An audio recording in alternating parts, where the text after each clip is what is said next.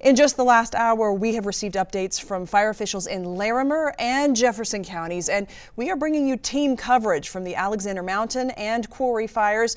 We'll also check in with our Sam Pena and Claire Lavazoria in just a moment, but we want to start with Denver 7's Colette Bordelon outside the Alexander Mountain fire. This one burning since Monday, and it's the largest fire right now. It was 32% contained last night. Colette, that number has significantly increased. Jacqueline, we have good news today on the Alexander Mountain fire. Still burning at more than 9,000 acres, but no growth in that fire and 54% containment. That's a big deal when it comes to this fire. One reason we're seeing that kind of containment, those leading the attack say they have the resources they need to really fight it. They've been pulling them from all over the country and especially here locally. Now, as for the cause of the fire, that's still under investigation, but in a press conference today, they did say there are signs of human activity near the origin point. But there were also 5 strikes of lightning in the area too. 26 homes lost in the fire, 4 others have minor damage, and still other outhouses and such have been lost entirely. Tomorrow starts the process of credentialing people who live in the area so they can go up and assess the damage for themselves. Everyone who lost a home, they've been told by the sheriff's office at this point. So the next 2 days, they're going to be used to vet people, ensuring only residents can get through. People in the Storm Mountain, Cedar Park areas, anything past Idlewild, they will start heading up on Wednesday morning. But up to Idlewild, people can start going up to that area tomorrow at noon. They'll still need their proof of residence.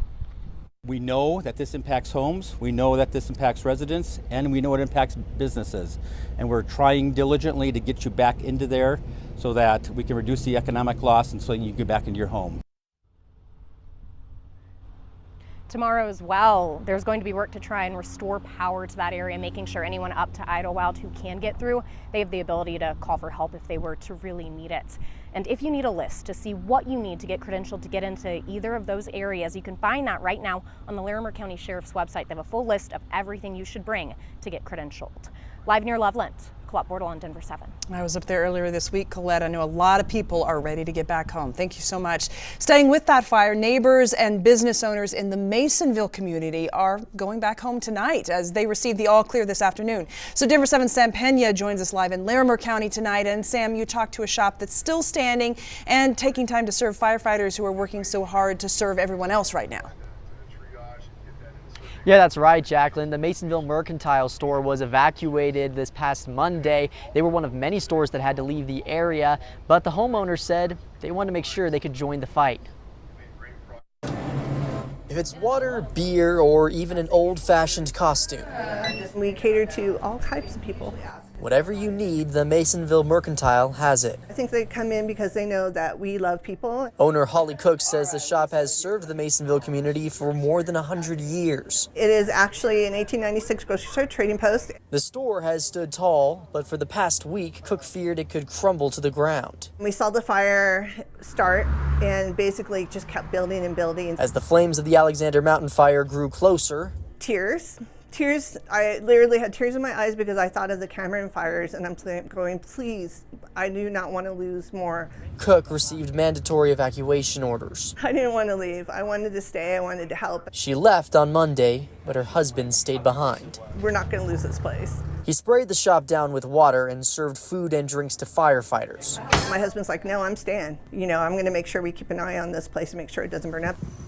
As crews increased containment, the Larimer County Sheriff's Office removed those evacuation orders for Masonville, allowing Cook to return home. It definitely was scary, but it's also like, you know, we're cooks, so we're strong. She's grateful to see 100 years of history still standing. We have the pioneer spirit in us. And hopeful for 100 more. Nothing's going to stop us.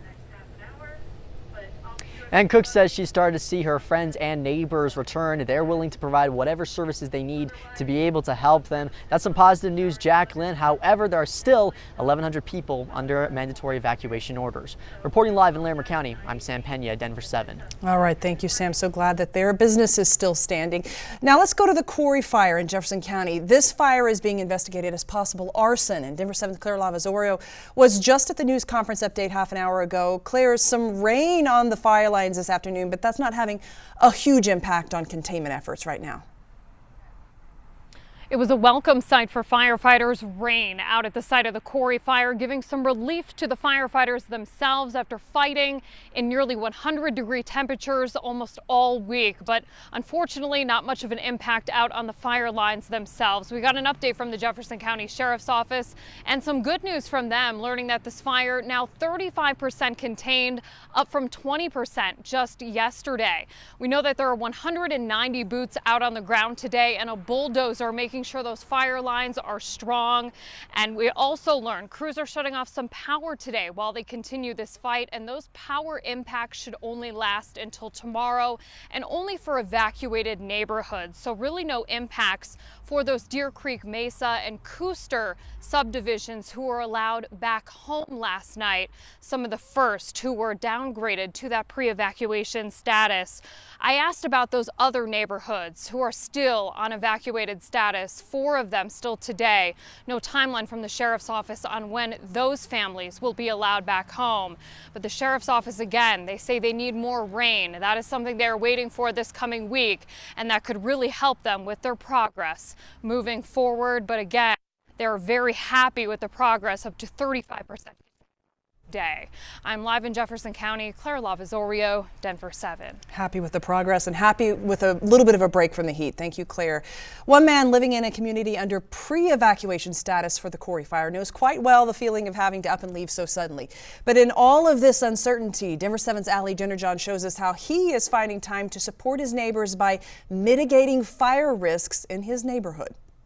Yeah, I do have a to-go bag. Tim Berg is ready to take off at a moment's notice. My car's packed, and I try to encourage everybody else to do that. His neighborhood at Ken Carroll Ranch not yet forced to evacuate, but the Quarry fire now burning for a 6th day isn't the first wildfire that's sparked close to home. So I think for us, the one that this really relates to is the Oak Fire, which was right over here on 470. And we did get an evacuation notice for that. And it really just created a lot of unrest. That's why he's been quick to lend a helping hand. One of my neighbors that I've been talking to for years about doing fire mitigation around his house, all of a sudden on Wednesday, he's like, Tim, I'm taking out every juniper around my house.